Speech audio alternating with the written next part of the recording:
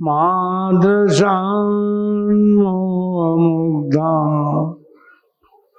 कथमतनुवशत्वान् बुद्धिके शान्यजे सुगतमगधरं वा गरीशं शिवं जितभवमभिवन्दे भासुरं श्रीजिनं वा। देवादिदेव 1000 श्री पद्म भगवान की 20वीं सदी के प्रथमाचार्य चारित्र चक्रवर्ती आचार्य श्री शांति सागर जी महाराज, परम पूज्य आचार्य श्री वीर सागर जी महाराज की, परम पूज्य आचार्य श्री शिव सागर जी महाराज की, परम पूज्य दीक्षा गुरुवर्य आचार्य श्री धर्म सागर जी महाराज की, परम पूज्य आचार्य श्री अजित सागर जी महाराज की, परम पूज्य शिक्षा गुरुवर्य आचार्य कल्पश्रेष्ठ सागर जी महाराज की, श्रीमद् जैन धर्म की।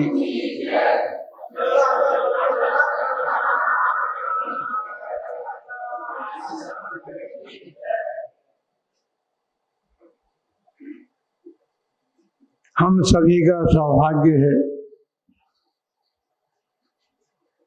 हम सभी ने श्रीमद् जैन धर्म को प्राप्त किया है। भारतीय संस्कृति पर्वों की संस्कृति रही है और उस संस्कृति को जैन धर्म के पर्वों ने महती महान योगदान देकर के संस्कृति के महत्व को विश्व को बताने का प्रयत्न किया है। बंधुओं, अनेक पर्व आते हैं, लेकिन जैन संस्कृति में आने वाले पर्व जो हैं वो धर्म का संदेश लेकर के आते, लेकर के नहीं आते, देकर के जाते हैं। अष्टामी का महापर्व चल रहा है और अष्टामी का महापर्व जो है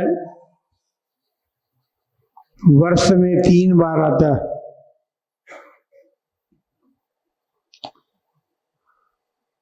आषाढ़, कार्तिक और फाल्गुन मास में यह पर्व आता है और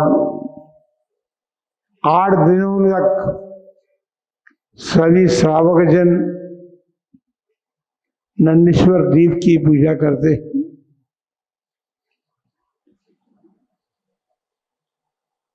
अष्टामी का पर्व का सबसे बड़ा संदेश ये है कि अष्टामी का महापर्व में श्रावक जन, भक्तजन अकृत्रिम चैतन्यों की पूजा का अवसर प्राप्त करते हैं। नंदीश्वर दीप, जैसा कि हमने कल बतलाया था कि 8वां दीप है और वहां पर विराजित अकृत्रिम चैत्यालय में 52 प्रतिमाएं हैं, 13 चारों दिशाओं में विद्यमान, और प्रतिमाएं छोटी भी नहीं है, 800 धनुष की, 2008 हाथ की हो गई, 3000 फीट की हो गई, इससे भी ज्यादा हो सकती है। तो बंधुओं, नंदीश्वर पर्व ने हमें संदेश दिया कि आप सब मनुष्य लोक में निवास करते हैं और नंदीश्वर द्वीप जो है मनुष्य लोक के बाहर है। मनुष्य लोक के बाहर स्थित नंदीश्वर द्वीप की पूजा आपको यहाँ बैठ करके करनी है। आप सभी लोग कर रहे हैं नंदीश्वर द्वीप की पूजा। नंदीश्वर द्वीप की पूजा नहीं कर रहे हैं। नंदीश्वर द्वीप में विराजमान उन अकृत्रिम जिन बिंबों की पूजा आराधना अर्चना का अवसर ये प्राप्त हुआ है। तो जैसा कि हमने कहा कि पर्व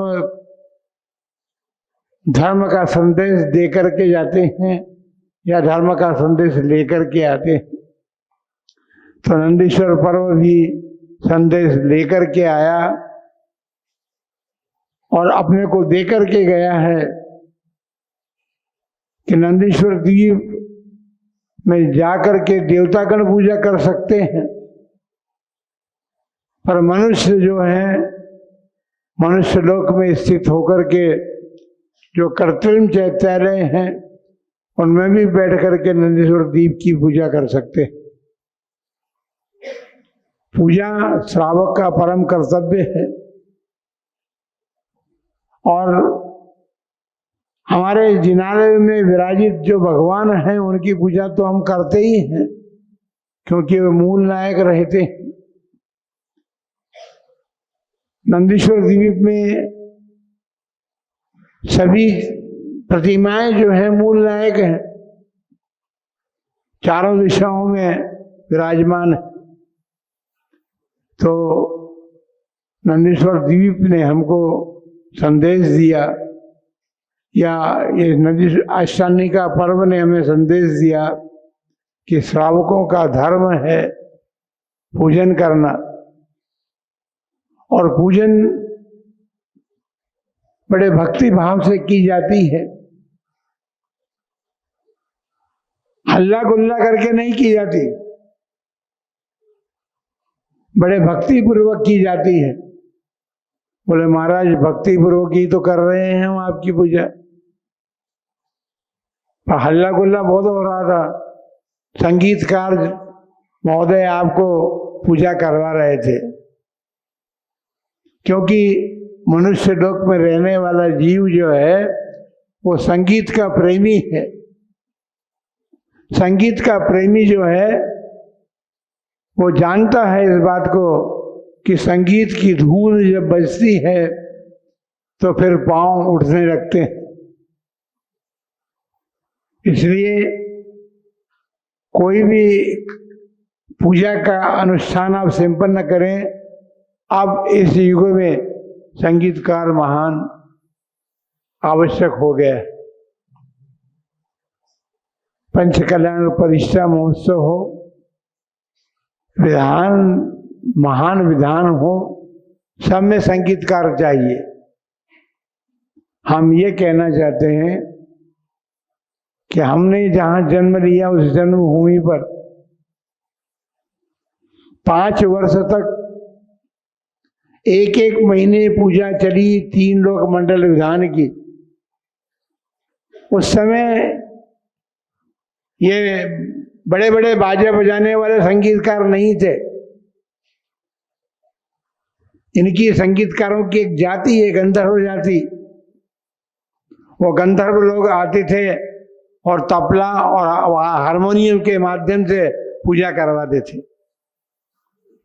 उससे शांति भी रहती थी और हल्ला गुल्ला नहीं होता था। कोई बात नहीं। एक पर्व तो नंदीश्वर पर्व अष्टानी का पर्व है, दूसरा पर्व है दशलक्षण महापर्व, अभी आएगा।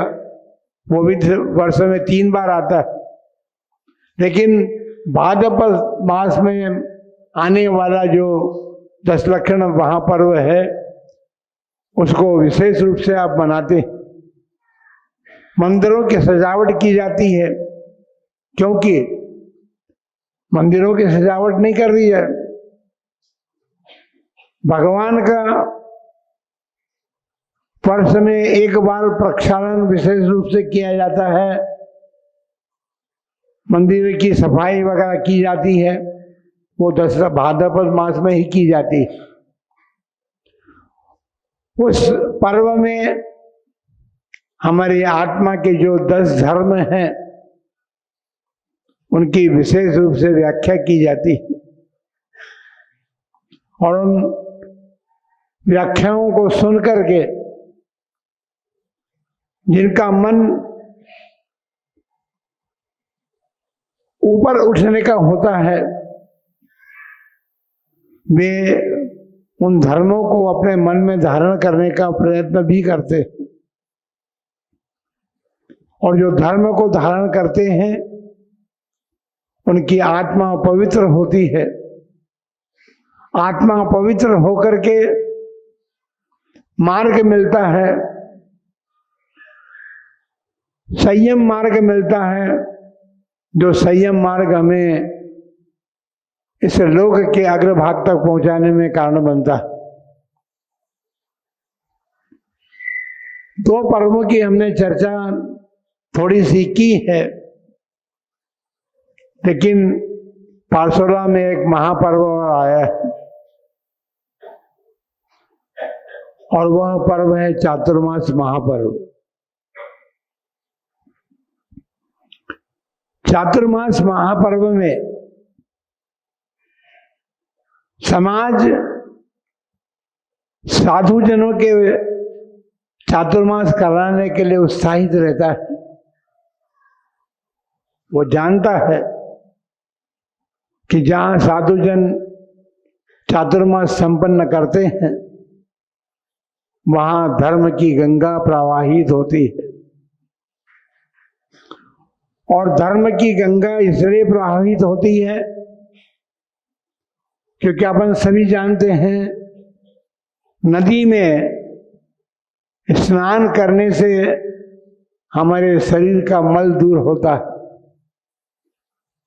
लेकिन वर्षा योग कहें चातुर्मास कहें, साधुओं के बीच में रह करके हम अपने आत्मा के मल को दूर करने का पुरुषार्थ करते हैं और आत्मा का मल होता है कर्ममल और वह कर्ममल हमारी आत्मा के साथ क्यों लगता है? अनादिकाल से राग और द्वेष हमारे साथ लगे हुए हैं। उन राग द्वेषी परिणामों के कारण हम अपनी पवित्र आत्मा को मलिन कर लिए हैं। संसारी प्राणी जितने भी हैं सभी संसारी प्राणियों ने अपनी आत्मा को मलिन कर रखा है। कर्ममल को दूर करना है तो चातुर्मास पर्व में वो संदेश हमें प्राप्त होगा साधुजनों से कि हम अपनी आत्मा को पवित्र किस प्रकार कर सकते हैं, पवित्रता के मार्ग पर किस प्रकार आगे बढ़ सकते हैं। सन 1990 में भी एक चातुर्मास हुआ था हमारा। एक आत्मा जगी, मूलचंद जी ब्रह्मचारी, जो आपके नगर गौरव हैं, वो जगे ही नहीं, उन्होंने संयम धारण भी किया, महाव्रत धारण किए और महाव्रत धारण करके उस मार्ग पर, उस पथ पर चले जो पथ हमें वर्तमान में तो स्वर्ग प्राप्त कराता है, लेकिन वही मार्ग रत्नत्रयी मार्ग है, क्योंकि रत्नत्रय जो है एक ऐसा हाईवे है जिसके माध्यम से व्यक्ति जो है पुरुषार्थ पूर्वक सिद्ध अवस्था को प्राप्त कर सकता है। उस रत्नत्रय का स्वरूप और उसका फल क्या होता है ये रत्नत्रय को धारण करने वाले साधु जन ही बताते हैं, क्योंकि उन्होंने रत्नत्रय को धारण किया है और उनके जीवन में क्या प्राप्त हो रहा है इस बात को बताते हैं। इसलिए समाज जो है चातुर्मास के लिए उत्साहित रहती है। ये बात हम नहीं करना चाहते हैं, लेकिन चातुर्मास पर्व के हम बात बता रहे हैं। साधुओं का समागम इसलिए किया जाता है कि उनके द्वारा होने वाले उपदेश संदेश हमारे आत्मा के मल को दूर करने में कारण बनते हैं। और इसी बीच चातुर्मास के अंतर्गत अष्टानिका महापर्व तो अब समाप्त होने को है। 10 लक्षण महापर्व भी अभी दूर है, लेकिन इसके बीच में और भी पर्व आएंगे। परम पूज्य चारित्र चक्रवर्ती आचार्य श्री शांति सागर जी महाराज ने संलेखना धारण करके अपने आत्मा को स्वर्गगामी बनाया, और ऐसा पुरुषार्थ उनके जीवन में रहा है कि वे निकट भविष्य में मोक्ष भी प्राप्त कर सकते हैं। उन्होंने जो साधना अपने जीवन में की, यदि वे चतुर्थकालीन अवसर होता तो सुनिश्चित बात है कि उन्होंने जो साधना की वो साधना उनको मोक्ष की ओर ले जाती। बंधुओं, वे चले गए, लेकिन मार्ग देकर के गए हैं हमें। वो मार्ग धर्म का मार्ग दिया है उन्होंने, और धर्म के मार्ग पर चल करके श्रावक और साधुजन अपने लक्ष्य को प्राप्त करने का पुरुषार्थ कर सकते हैं। बंधुओं, रक्षाबंधन पर्व भी आएगा और दीपावली पर्व भी आएगा, अनेक पर्व और भी आएंगे, तीर्थंकरों के निर्वाण कल्याणक भी आएंगे। स्वतंत्रता प्राप्त करने का एक संदेश ये सब पर्व दे करके जाते हैं। महाराज, हम तो स्वतंत्र हैं, हम पर किसी का शासन नहीं है। ठीक बात है, आप पर किसी का शासन नहीं है।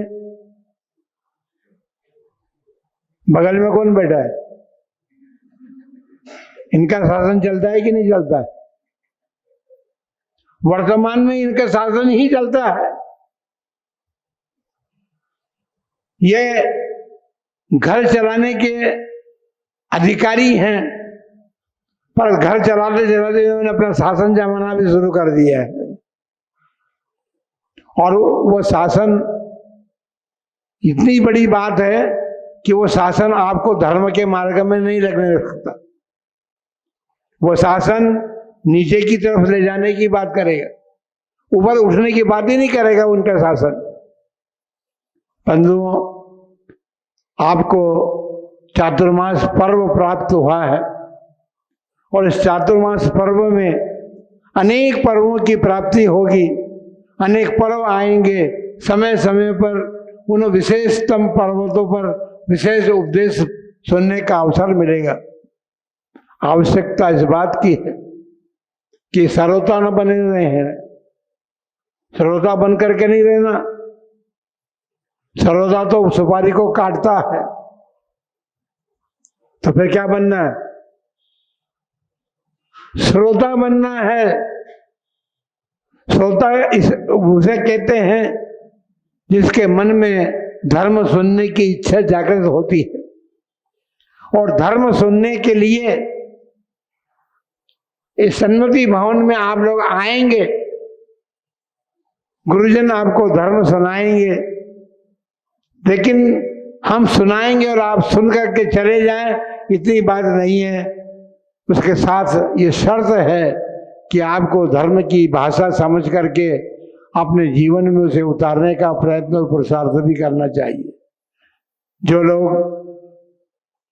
60 से ऊपर हो चुके हैं, जिनके सफेदी आ गई, जिनने काले बन कर लिए, उनकी बात नहीं हम कर रहे हैं। जिनके ईमानदारी से काले बाल हैं उनकी अभी हम बात नहीं कर रहे हैं। लेकिन जो 60 से ऊपर हो गए, जिनके सफेदी आ गए, हमारे यहाँ संघ में भी हैं सफेदी वाले, तो सफेदी जिनकी आ गई है वो संदेश है, बाल सफेद होने का एक संदेश देता है कि अब आपका यौवन ढल रहा है, यौवन ढल रहा है, सभी कार्य आप कर चुके हैं और उन कार्यों से निवृत्त होकर के अब आपको संयम मार्ग की तरफ लगना चाहिए, या नहीं तो संयमी जनों के शरण में रहना चाहिए और संयमियों की शरण में रह करके ही संयम धर्म प्राप्त हो सकता है। इसलिए पार्श्वला वासियों को, क्योंकि ऐसे ऐसे लोग भी चले गए हैं जो संयमियों की प्रतीक्षा करते रहे, कब आएंगे और कब हम संयम धारण करेंगे, कब आएंगे हम संयम धारण करेंगे, चले गए। आते आते हम बिल्कुल किनारे आ गए थे, उसके पर ही चले गए, और आए थे उनसे उपदेश देने का पुरुषार्थ भी हुआ, लेकिन उन समय तक उनकी स्थिति ऐसी बन चुकी थी वो उपदेश ग्रहण करने लायक नहीं थे। इसलिए इस चातुर्मास में जो आप सभी लोग जो भी यहाँ पर हैं, पार्श्वला समाज के अन्य लोग भी जो हैं, वो सब उपदेश ग्रहण करने की योग्यता रखते हैं, और उस योग्यता को रखते हुए अपने मन में उस पर चिंतन करना है कि हमको क्या करना है। हमें अपने मनुष्य भाव को सार्थकता करने के लिए गुरु का उपदेश ग्रहण करके अपने जीवन में कुछ परिवर्तन लाना। संसार में परिभ्रमण कर रहे हैं आप, संसार परावर्तन है, और परावर्तन का अर्थ है परिवर्तन, बदलना, और परिवर्तन काल बदलता है। काल जो है काल द्रव्य है, और काल द्रव्य जो है वो परिवर्तन करने में कारण बनता है। हम एक पर्याय से दूसरी पर्याय को प्राप्त होते हैं, या वर्तमान में जो पर्याय प्राप्त किए उसमें भी अनेकों परिवर्तन हम करते हैं, करते जा रहे हैं। वो परिवर्तनों से कुछ भी नहीं होना है। हमें अपने जीवन को परिवर्तित करके और धर्म में धर्म रूप बना करके अपने जीवन को सार्थक करना है। यही चातुर्मास कराने की सार्थकता है। तीसरा हो या और भी अनेक हो, हमारा तीसरा है, लेकिन साधुओं के तो अनेक चातुर्मास हो चुके हैं। किनके जीवन में परिवर्तन आया है? चेतना जी सबको संदेश तो दे दिया, पर आपने भी तो उतारो संदेश कि चातुर्मास में क्या क्या करना है। केवल वैयावृत्ति नहीं करनी है, आने जाने वाले जो अतिथिगण होंगे उनकी सेवा करना, उनकी सारी व्यवस्था करना ही इतना ही कार्य नहीं है। इन सब के साथ हमको अपने जीवन में भी अपने स्वयं की आत्मा की सेवा भी करनी है, और आत्मा की सेवा करने वाला ही सार्थकता को प्राप्त करता है। इसलिए आप सबके लिए यही चातुर्मास पर्व के प्रथम दिन ये संदेश है, ये उपदेश है सारे संघ की तरफ से कि हम आपको संदेश आगम का देंगे, शास्त्र सुनाए जाएंगे, या शास्त्र न सुनाए तो शास्त्रों का उपदेश होगा, और उस उपदेश को ग्रहण करके अपने जीवन में परिवर्तन लाने का प्रयत्न पुरुषार्थ आप सभी के भीतर जागृत हो। इन्हीं मंगलमय भावना के साथ जय बोलो महावीर भगवान की।